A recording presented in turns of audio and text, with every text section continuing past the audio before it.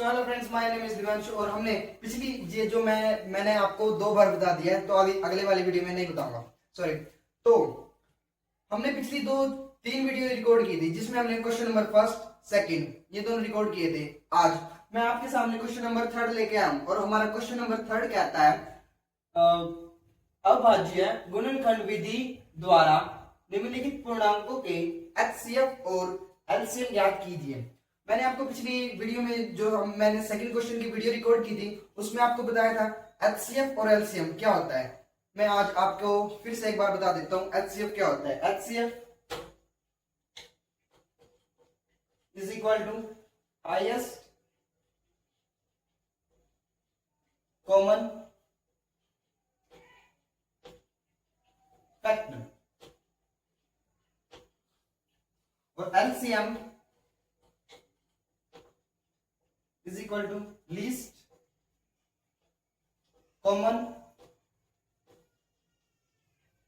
Multiple.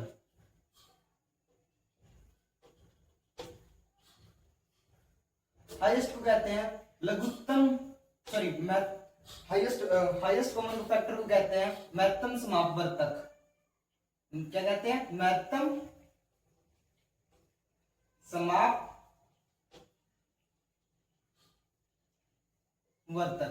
और LCM को कहते हैं लघुत्तम समापवर्तक। एचसीएफ, तो HCF is equal to highest common factor और LCM is equal to least common multiple.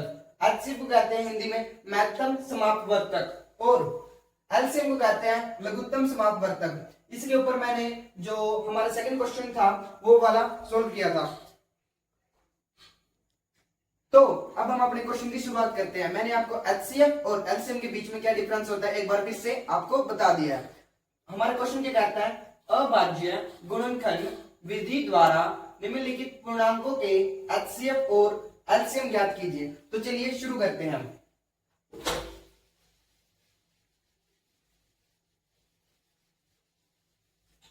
हमारा फर्स्ट क्वेश्चन है 12, 15 और 21 का एचसीएफ और एलसीएम ज्ञात करो। और सेकंड है 17, 23 और 29 का एचसीएफ और एलसीएम ज्ञात करो। थर्ड है 8, 9 और 15 का एचसीएफ और एलसीएम। तो हम फर्स्ट वाले से स्टार्ट करते हैं। 12 फर्स्ट वाला है हमारा 12, 15 और 21। 12 के फैक्टर होते हैं 2 गुणा 2 गुणा 3।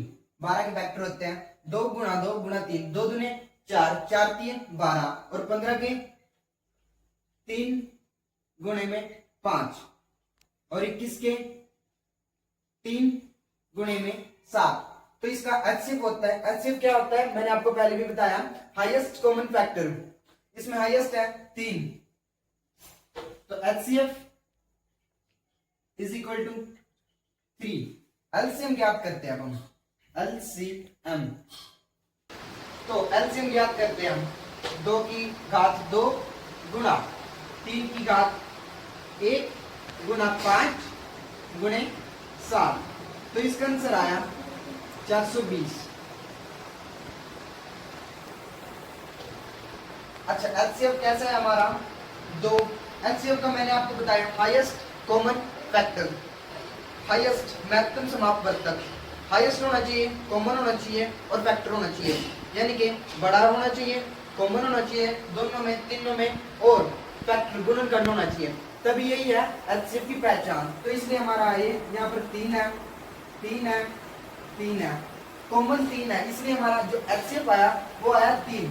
2 नहीं आया क्योंकि यहाँ पर आएंगे था 5 भी नहीं और 7 भी नहीं, तो हमारा एचसीएफ आया 3। तो एलसीएम लिया हमने 2 का वर्ग गुणा 3 गुणा 5 गुणा 7। 2 का वर्ग इसलिए लिया हमने क्योंकि यहाँ पर 2 बार, एक बार सॉरी 2 है जो 2 बार है, इसलिए हमने इसकी वर्ग लिया।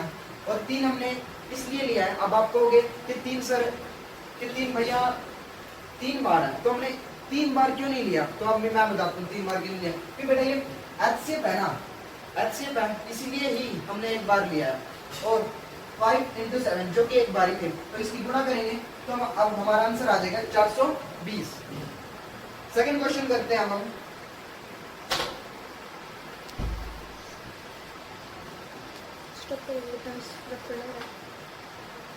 सेकंड क्वेश्चन हमारा क्या रहा है, 17, 23 और 29 का क्वेश्चन करते हैं।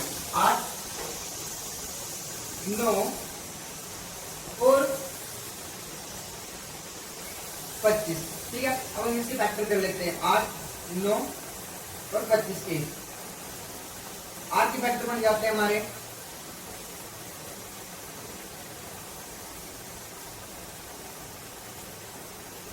8 के फैक्टर बन जाते हैं हमारे 2 की क्यूब और 9 के फैक्टर बन जाते हैं 3 का स्क्वायर और 25 के फैक्टर बन जाते हैं 5 का स्क्वायर। अब हम इसका एचसीएफ निकालते हैं। एचसीएफ आएगा हमारा एक। हमारा एचसीएफ एक इसलिए आया क्योंकि एचसीएफ जो होते हैं उसके लिए कंडीशन क्या होती है, हाईएस्ट होना चाहिए, कॉमन होना चाहिए और फैक्टर भी होना चाहिए। तो इसमें हाईएस्ट कॉमन फैक्टर कुछ नहीं है, तो इसलिए हम सीधे एक अर्थ देखते हैं। अगर आपको कोई भी ऐसी संख्या मिलती है जिसमें कुछ भी सेम ना हो तो उसको ऑटोमेटिकली एचसीएफ जो होगा वो एक ही होगा। तो अब हम इसका एलसीएम ज्ञात करते हैं। एलसीएम एलसीएम आएगा हमारा 2 की क्यूब इंटू 3 का स्क्वायर गुणा 5 का स्क्वायर। तो आंसर आ जाएगा हमारा 2 का क्यूब 8, 3 का स्क्वायर 9 और गुणा 5 का स्क्वायर 25। तो 8 गुणा 9 गुणा 25। ठीक है, तो 9 8 72 गुणा 25 बराबर 1800 आंसर। ठीक है, तो इसी के साथ मेरी 17, 23 और 29। 17 is equal to 1 into 17, 23 1 into 23 और 29 1 इंटू 29। ठीक है, हमने एक इसलिए लिया क्योंकि जो 17 है, 17 एकम 17, 23 एकम 23, 29 एकम 29, ये किसी और पार्ट पर डिवाइड ही नहीं होते, कटते ही नहीं है, इसलिए हमने यहाँ पर एक लिया है। तो अब हम इनका सीधा सा एचसीएफ निकाल सकते हैं। एचसीएफ क्या है इनका, जो हाईएस्ट हो और कॉमन हो और फैक्टर भी हो। हाईएस्ट कॉमन फैक्टर है इसका एचसीएफ इज इक्वल टू 1। तो एलसीएम ज्ञात करेंगे हम। 17 गुणा 23 गुणा 29 बटे में एचसीएफ। एचसीएफ हमारा एक है, तो इससे हम लिखने की जरूरत नहीं है वैसे। अब हम सीधे ही मल्टीप्लाई कर देते हैं। 17 गुणा 23 गुणा 29। तो इसका आंसर आएगा 17 स्टार्ट। तो हमारा आंसर आएगा 17 गुणा 23 गुणा 29 की करके 11339। ये आ गया हमारा फाइनल आंसर। ठीक है, अब मैं बताता हूँ ये मैंने मल्टीप्लाई कैसे किया। 17 गुणा 23 गुणा 17, 17 एकम 17, 17 दूनी 34, 17 51, हाथ से लग गया 5, 17 दूनी 34, 34 35 36 37 38 39। अब 391 आया, 391 की मल्टीप्लाई हम 29 के साथ कर देते हैं, तो हमारा आंसर आ जाएगा 11339। ठीक है, आप लोग ये ना सोचो कि ये वाला स्टेप भी करके दिखाऊंगा। आप लोग छोटे बच्चे नहीं हो कि मैं ये स्टेप करके दिखाऊंगा। तो सेकंड क्वेश्चन हम सॉल्व करते हैं। सॉल्व हो चुका है हमारा 11339 और थर्ड वाला क्वेश्चन करते हैं। चलो अब हम करते हैं थर्ड वाला क्वेश्चन। 8 9 और 25। 8 के फैक्टर होते हैं 2 गुणा 2 गुणा 2 और 9 के 3 इंटू 3 और 5 के 5 इंटू 5, ठीक है। 8 के फैक्टर होते हैं 2 इंटू 2 इंटू 2, 2 दूनी 4, 4 दूनी 8 और 9 के 3 दिया 9 और 5 के 5 कम 5 और इसमें एचसीएफ आएगा हमारा 1, क्योंकि 1 है जो इन सभी में कॉमन है, ठीक है। तो हम इसका एलसीएम निकालते हैं। एचसीएफ इज इक्वल टू 1 और एलसीएम निकालते हैं 8 into 9 into 25 upon 1 is equal to 8 9 72 into 25। तो